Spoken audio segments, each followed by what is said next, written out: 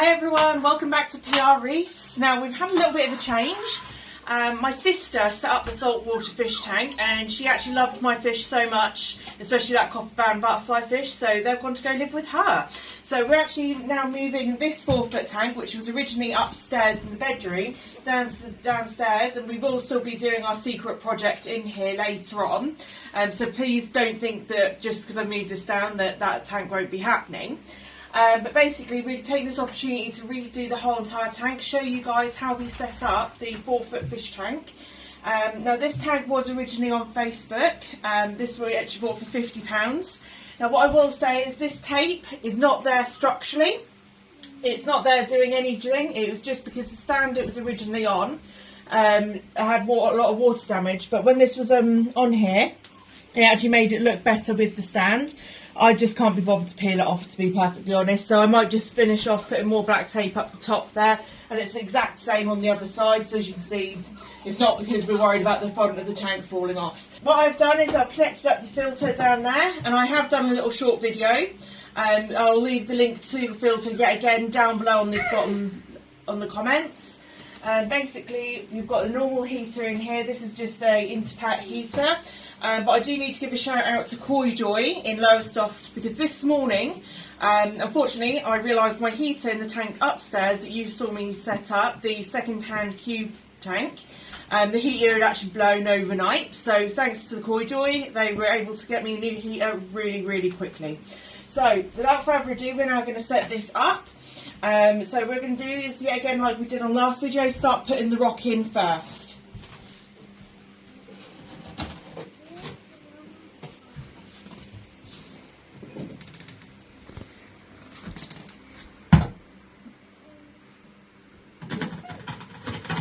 What I'm doing with this aquascape is trying to do it so the fish have lots of little crevices and things to swim in. Now give a shout out if you want this tank to be a reef tank or just a normal fowler tank. And a fowler tank is where there is no coral in here at all. We might chuck in an anemone or two, depending on what we decide to put in here. But just do have a little comment down below. Please do like, share and subscribe this video, because the more videos that we get, the more likes and subscribes we get, the more videos we can do like this.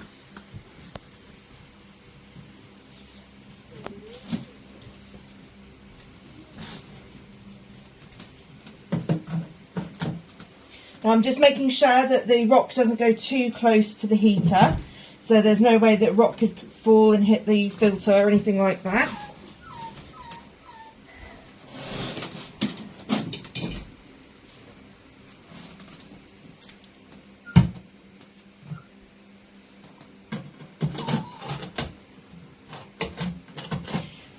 I'm also trying to make it so they have plenty of room to swim around the front here, but also there's not nice gaps through the back. Now that will also help with flow, so you don't get a lot of fish poop and lots of uneaten food down at the back there, which is another reason why we've got the maker there.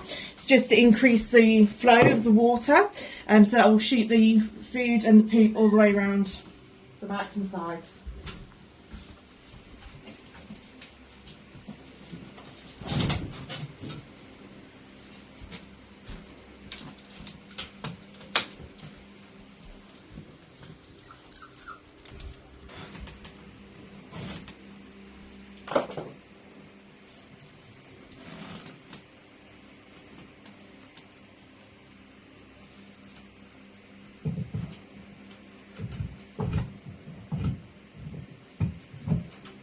If possible, please do a tap test, so that way you can see if a fish sits on it, if it's going to fall over.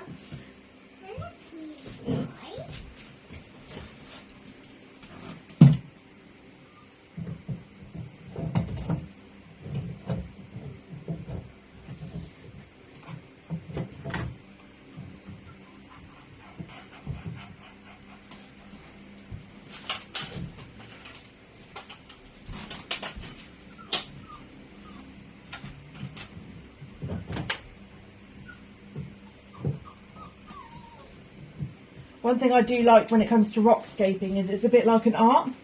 So each time it will be very slightly different, and you'll never be able to get it the same again unless you glue or putty the rocks together. You might be asking, for those who've kept reef tanks and stuff before, why I'm not using putty. And to be perfectly honest, I'm just not a big fan of it, and I prefer the more natural look. As much as you can put sand and things like that in it, I'm just not the biggest fan of the putty. But that's each to everyone's own preference.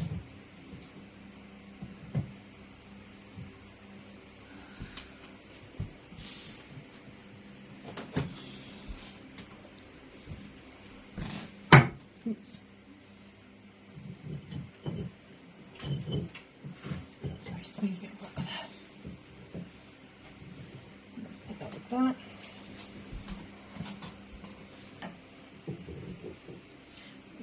I won't put that there.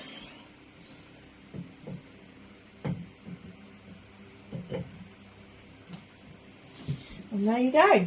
So that's the Rockscape there done. So as you can see, there's lots of little crevices, little things like that for them to swim around. Now, for those who are a bit worried, I'm going to be doing another copper band to go in the fish tank. But I'm also going to throw in a couple of unique species. Things that might look really, really nice and then might just turn a bit ugly when they get older, but things that will require lots of swimming around and going around and things like that. So now we're actually going to add our sand. Now I will be honest, we did find a little hermit crab, and he will be going back into the tank. He's been kind of swimming around and being nice and happy. So we are going to add sand back into the tank. Well, what I'm going to do is move the coffee table forward a little bit, just to limit down the water mess. And I've got my trusty sand scoop spoon. And yes, hubby did realise, and no, he was not impressed that I used the kitchen utensils. But I just find it is the easiest way to get a good amount of sand in and get it right into the rocks. So stay tuned, and I'll come back to you when I've got all the sand in. So we've now finished adding the sand. We've actually done an inch off the bottom of the tank.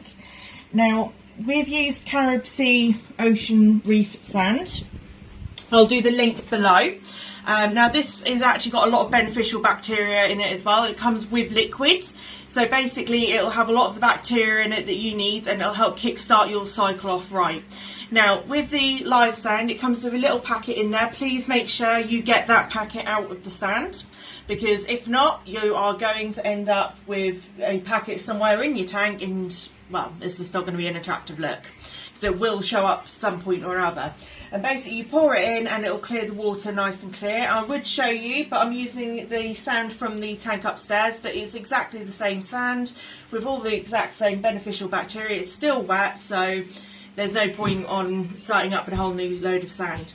Now basically, as you can see, we've done about an inch difference there, so there's enough for wrasse to sleep in, blennies, you name it, nice and dig up there. And basically, next of all, we are now going to fill this tank up with salt water. Now this is probably going to take us tonight, so I'll come back tomorrow when it is fully set up with salt water in the tank. Now the salt water needs to be at 1.025 for the correct salinity, and the temperature needs to be around about 26.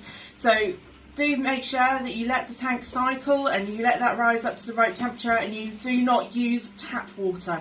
You need to use RO water like previously stated in my previous build video. Hi everyone, welcome back. It has been a couple of days since our last video when we were setting this tank up. Now I will be perfectly honest with you, I was just really busy yesterday, so I didn't quite get around to filling this up. So it is now all completely full. With salt water, 1.025 of the salinity level. So basically it's just a case of now getting the filtration and getting everything up and running. Now I will be perfectly fair, this is just a Chinese cheap filter. It costs about £100. This one has the UV steriliser built in. I am leaving a link below to the Amazon store where they do have this filter without the UV steriliser. So I do thoroughly recommend you check that out. It's really good value for money, and it is super quiet as well, as you'll see shortly. Now what I'll do is I'll quickly plug everything in.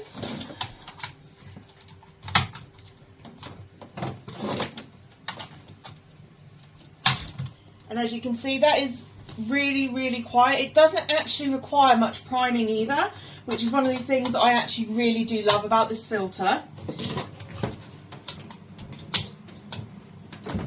There you go, so everything is now plugged in and ready to go. And this here is a quick, cheap Chinese light from AliExpress. I bought this years ago and I used it on my freshwater setups, but do have a look on AliExpress. These are quite reasonable and cheap and easy to use. The only thing is that they don't have a timer or anything else, so it's something I might upgrade to the AI primes later. Now, I do have questions for you guys now, because obviously I'm kind of still getting used to doing saltwater setups. So any advice would be great. Now, I'm looking at the AI prime lights and I want to know, are they really worth it? What benefits do they come with? You know, tell me about what your experiences are with AI prime. And I also am looking to upgrade my wave maker, because it is very tiny for this tank. As much as it's getting some flow around, it could probably do with being updated. So what kind of wave makers do you guys like to use on your tanks? What is your general opinion? And it would just be great to see what you guys can come up with. So thank you ever so much for sitting and being patient with us through this video. Please do like, share and subscribe, and please also do press that bell button down below, because seriously, the more people who watch our videos and subscribe, the more we're actually able to do. Now this tank here has no fish in it right now. We will be doing an unboxing, which will hopefully be our next video that we'll be putting up, in between little videos of doing some tank maintenance, and you might see a bit of an update on the small second-hand cube tank next weekend. So please do like and subscribe, and I will catch you guys later.